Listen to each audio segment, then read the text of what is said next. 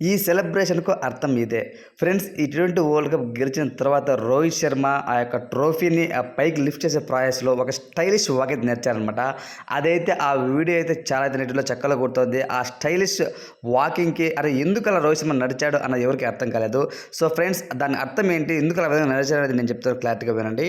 So మీరు చూసే ఉంటారనమాట ఫుట్‌బాల్ మీ అందరూ బాగా తెలిసే ఉంటుంది. అందులో అయితే ముఖ్యంగా అర్జెంటీనా పైన వాళ్ళు గెలిచారు కదా! అందులో మెస్సీ ఆ గెలిచిన వెంటనే తనైతే ఫ్రాన్స్ తరపు నుంచి స్టైలిష్‌గా వాగైతే నడుచుకుంటూ ఆ యొక్క ట్రోఫీ అయితే పైకి లిఫ్ట్ చేస్తారనమాట. దాని తర్వాత ప్రతి ఒక్కళ్ళు కూడా ఏదైనా విన్నింగ్ మూమెంట్ గెలిచినప్పుడు అదే స్టైలిష్ వాక్‌ని నడుచుకుంటూ వస్తారు. అదే తర్వాత రోహిత్ శర్మ కూడా మెస్సీని తలపించే విధంగా తన స్టైల్‌లో నడవడం జరిగిందనమాట. దానికి సూర్యకుమార్ యాదవ్ గారు చాలా అయితే హ్యాపీగా ఫీల్ అయ్యారు. మొత్తానికైతే టీమిండియా 140 కోట్ల మంది ప్రేక్షకుల కోరికను తీర్చాడు రోహిత్ శర్మ అని చెప్పుకోవచ్చనమాట. ముఖ్యంగా జస్ప్రీత్ బుమ్రా కానివ్వచ్చు, హర్షదీప్ సింగ్, హార్దిక్ పాండ్యా అలానే ఎప్పుడు పెర్ఫార్మ్ చేయనటువంటి అక్షర్ పటేల్ అంటే ఎప్పుడు అంటే బ్యాటింగ్‌తో నేను చెప్పడం. సో బ్యాటింగ్ కూడా తను చాలా బ్రహ్మాండంగా ఆడాడండి. సో తనకైతే ప్రమోషన్ వచ్చింది. ముందుగా దిగాడు.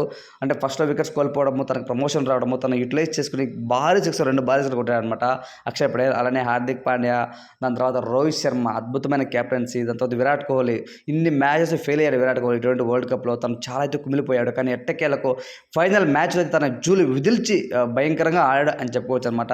అంటే స్టార్టింగ్‌లో తన ఫస్ట్ ఓవర్‌లోనే 3 బౌండ్లు అయితే బాదుకున్నాడు. దాని తర్వాత ఎప్పుడైతే రోహిత్ శర్మ పంత్ అవుట్ అయ్యారో తను కొంచెం గేర్ మార్చి తన ఎక్స్పీరియన్స్ మెయిన్ ఇంపార్టెన్స్ అనమాట. సో తను అంత ఎక్స్పీరియన్స్ ఉంది కాబట్టి తను ఆచి తూచి లాస్ట్ వరకు ఉండి 76 రన్స్ చేశాడు. ఆ పిచ్ పైన అంటే మామూలు విషయం కాదు.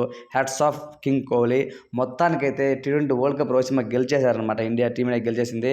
కానీ చివరికి రోహిత్ శర్మ అలానే విరాట్ కోహ్లీ దాని తర్వాత రవీంద్ర జడేజా వీళ్ళు ముగ్గురు కూడా టీ20 ఫార్మాట్స్కి అయితే వాళ్ళు ఇంటర్నేషనల్ క్రికెట్కి గుడ్ బై చెప్పేశారు. రిటైర్మెంట్ ప్రకటించారు అని చెప్పుకోవచ్చు అనమాట. ఈవెన్ ద్రావిడ్ కూడా తన హెడ్ కోచ్ పదవీ కాలం పూర్తయిపోయిన తర్వాత రిటైర్మెంట్ ప్రకటించేశారనమాట.